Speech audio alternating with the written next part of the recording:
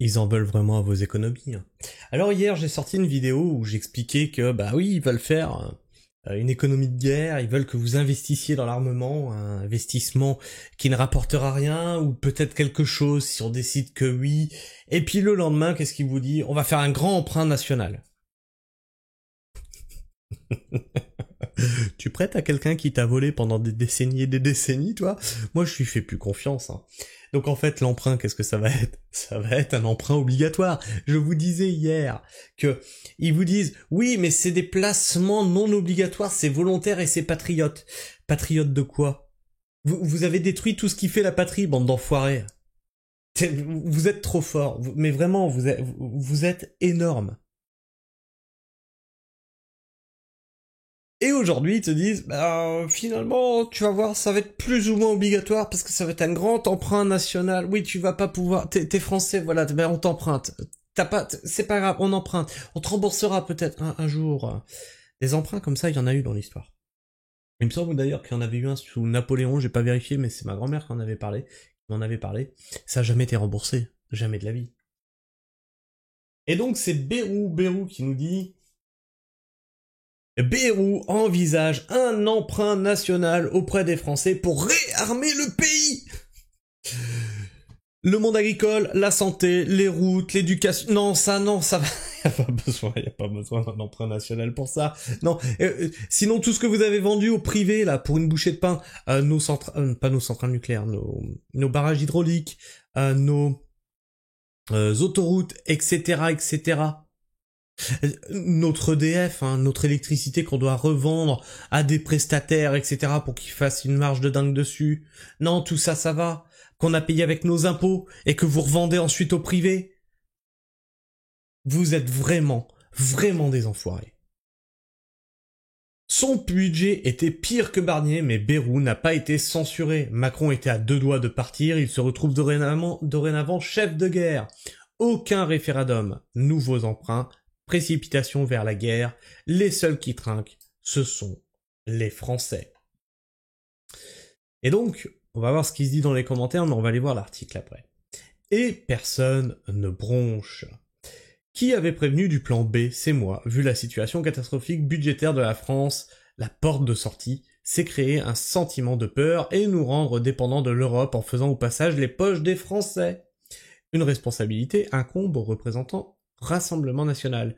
Plus qu'une responsabilité, il s'agit d'une traîtrise. Chaque fois que le RN peut agir avec ses 150 députés à l'Assemblée nationale, non-censure, Ferrand, économie de guerre, tête de parti pourri.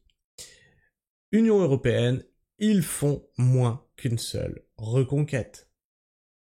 45 années de social-démocratie, doublées d'islamo-gauchistes escrologistes. Merci au Rassemblement National, cette grosse arnaque, ravi de n'avoir jamais voté pour eux. Dire que la finance et ses prêteurs ont quitté le Titanic depuis l'arrivée de Trump est plus difficile à expliquer. Bon, on va aller voir donc l'article. Ça fait partie de la boîte à outils dans laquelle on pourra piocher. Qui nous avait fait le coup de la boîte à outils? C'était Sarkozy. Vous vous rappelez pas?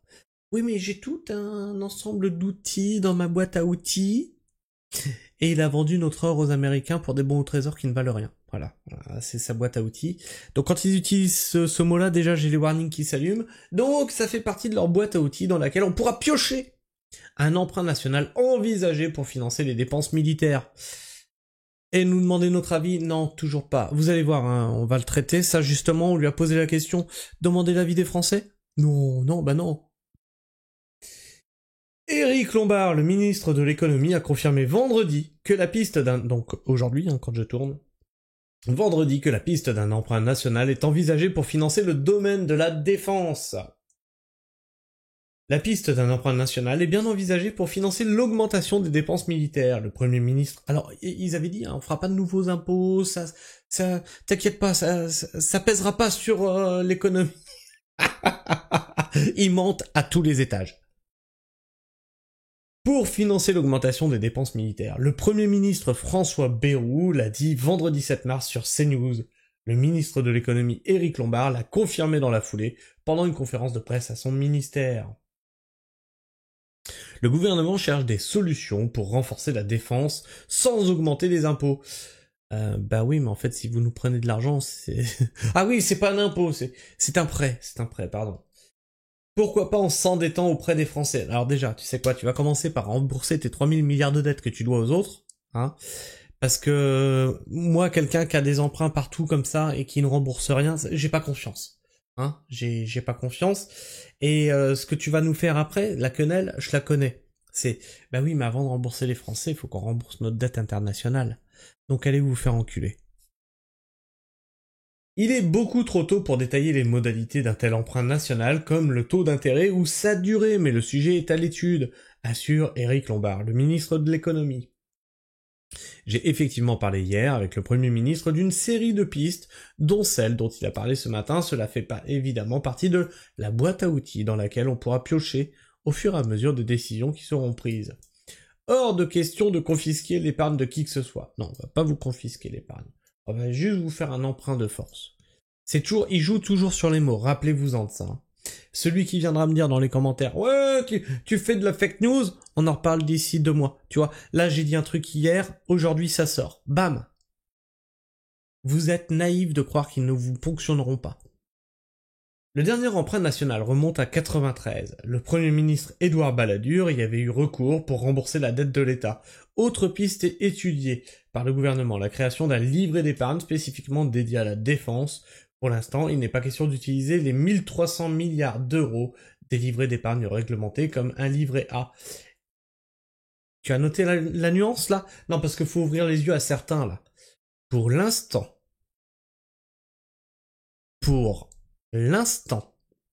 au moment où on écrit ces lignes, d'ici 15 jours, ça peut changer, peut-être même demain. D'utiliser les 1300 milliards d'euros des livrets d'épargne réglementés comme le livret A, utilisé pour financer notamment le logement social. Le cabinet du ministre insiste. Hors de question de confisquer l'épargne de qui que ce soit. Vous vous rappelez du... non, mais vous inquiétez pas, il n'y aura jamais de passe sanitaire. Mais vous inquiétez pas, il n'y aura jamais de confinement, vous inquiétez pas. Ne jamais les croire, ne jamais les croire. D'ailleurs, Bayrou fait un CSC monumental sur un plateau télé, et on va s'écouter ça ensemble. Rappelez-vous qu'ils ont aussi voté une loi, il y a 1 an, je crois, où ils disaient que, en cas de guerre, ils pouvaient confisquer les biens et les personnes. Les biens et les personnes. Ça veut dire ce que ça veut dire. Alerte info, économie de guerre, effort supplémentaire pour les Français. François Bayrou refuse toute consultation des Français. C'est sans précédent et pose de grandes questions sur l'état de la démocratie et des oppositions en France. Et là, je vais vous demander de vous rappeler de Orwell. Vraiment, on est dans un truc orwellien quand Bayrou parle. Vous allez voir, la journaliste lui pose une question et il lui dit, mais en fait, non, c'est l'inverse. Tu vas voir. Nous allons parler de décisions historiques. Oula, pardon, excusez-moi, c'est un petit peu fort. Peut-être qu'ils vont engager un effort sans précédent. Est-ce que ce n'est pas le moment de consulter les Français? C'est vraiment le droit des peuples disposer d'eux-mêmes. Oui, bien sur ce sujet-là. Surtout, ce que vous suggérez, c'est le droit des peuples à ne pas disposer d'eux-mêmes. Demander l'avis aux Français, c'est leur demander de ne pas disposer d'eux-mêmes. Tu vois, on te dit, est-ce que tu veux faire quelque chose? Non, on va te l'imposer, comme ça tu peux disposer de toi-même, tu vois, si on te l'impose. Bien sûr, ton avis, on s'en branle. Donc elle lui dit, mais en fait, si vous demandiez aux Français, parce que c'est quand même... comment elle lui dit, je sais plus, c'est constitutionnel ou quoi, le droit de disposer de soi-même. Ah non, parce que si on demande aux Français, c'est justement leur retirer le droit de disposer d'eux-mêmes. C'est orwellien ce qui se passe. Ou à ne plus disposer d'eux-mêmes, à renoncer à leur liberté. Parce que c'est ça que... À quel moment, quand tu nous demandes notre avis, c'est renoncer à notre liberté? Il l'expliquera jamais, ça. Il ne l'expliquera pas. Il te balance un truc. Tiens, v'là mon caca. Oui, tu développes un peu, là, parce que là, on comprend pas, Bayrou. Qu'on est en train d'entendre cheminer souterrainement, en disant, tout ça, ça vaut pas la peine. Non, consulter les Français pour Tout savoir ça- quelles orientations nous prenons. Oui, mais on ne C'est peut pas l'inverse. consulter les Français en l'air. On ne consulte les Français, c'est la Constitution, que sur un texte, et sur des textes qui sont dans des domaines extrêmement précis, domaine économique et social et domaine des institutions. Mais est-ce que c'est l'affaire de tous les Français? Oui. Bien sûr. Oui, c'est l'affaire de tous les Français. Et c'est pour ça que tu devrais nous consulter, espèce d'abruti. Vous êtes en train de nous entraîner dans un gouffre. Vous êtes en train de nous entraîner dans une guerre. Et on n'aurait pas notre mot à dire.